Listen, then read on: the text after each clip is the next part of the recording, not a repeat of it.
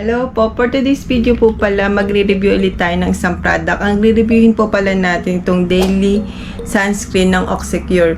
So ito po pala dahil ang skincare ko lang is mga sunscreen at moisturizer sa gabi, kaya nagtatry ako ng mga iba't ibang sunscreen. So kung mapapansin nyo sa mga vlog ko, mga sunscreen yung nare-review ko. Naghahanap talaga ako ng parang swak sa sa skin ko, or parang mabilisang gamit siya, tapos kung mura ba siya, and then kung hindi ba siya nag-white cast. So kung mapapansin nyo, puro sunscreen talaga nire-review natin. Ito po pala, nabili ko siya sa Mercury na 129 pesos. Kaso po, yun nga, medyo mahal siya. 6 grams lang siya. Pero mas mura yata ito sa Watson. Kasi parang may napanood ako na vlog na nasa 107 lang siya. So ito po is 129. So medyo mahal nga lang siya. Baka mamaya 1 week ko lang siya magamit, ganun.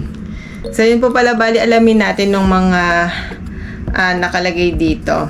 So sabi po pala dito may SPF 50 na siya.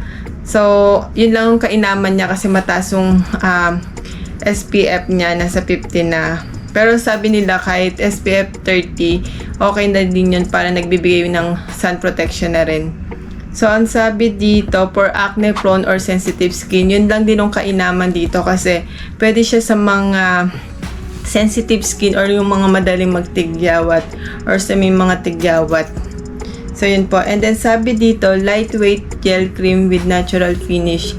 Ito po pala, ginagamit ko na nung isang araw, and then talagang magaan lang talaga siya sa mukha, at ang tawag dito, mabilis lang din siyang matuyo at mag-blend sa mukha natin.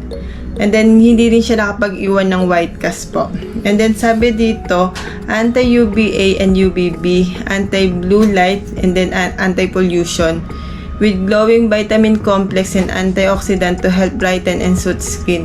So yun ang sabi dito. Bali, nakakaputi rin daw siya. So, yan po.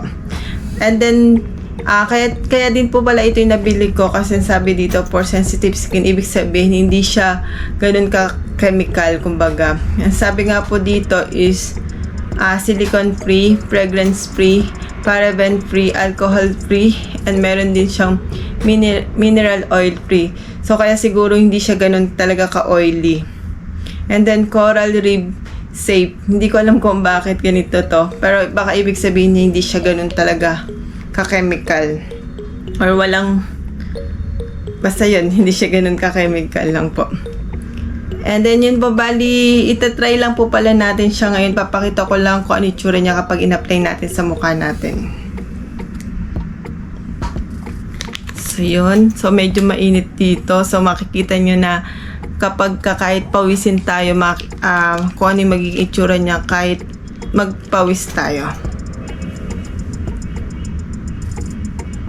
Ayan.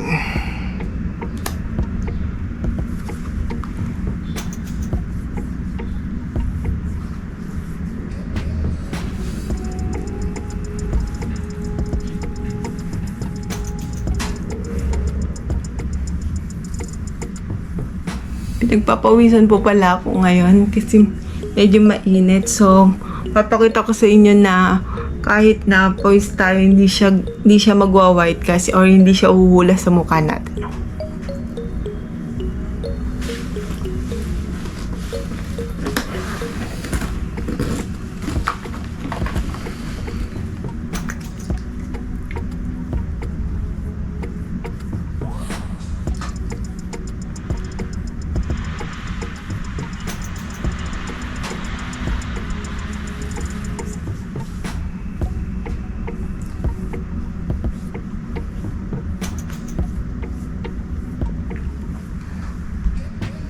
Ayan po siya.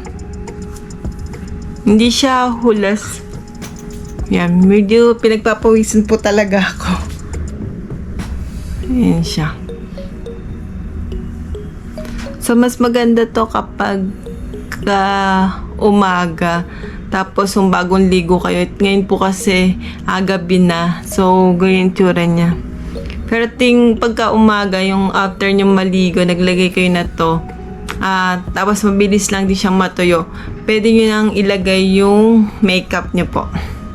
Kasi ito po, ginamit ko nung umaga. Kumbaga, naglagay ako ng powder. Mabilis lang din siyang nag-blend. Ayan po. Ayan. So, maganda din nung review ko dito sa Oxycure na daily sunscreen. Kasi nga, tawag dito, madali lang din siyang i-apply sa mukha. Hindi siya malagkit, ganyan. And then, wala siyang white cast. And then, wala din, yung amoy niya, konting amoy siya. Konting amoy lang. And then, dito kasi, pwede ko siyang ilagay sa bag ko. Kasi minsan, umuwi ako dito sa dorm and then dun sa amin. So, ganyan siya. May lalagyan na siya dito, hindi siya tatapon. Kumbaga. Ito pa lang nakita kong para pinaka-package, tawag dito. Package. Ito pa lang pinaka nakita kong lalagyanan niya. Hindi ko alam kung may bottle na to.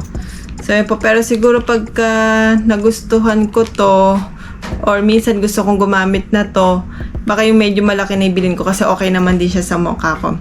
So, yun lang din naman po pala. Thank you po pala sa panonood and then please subscribe din po pala. Bye-bye po.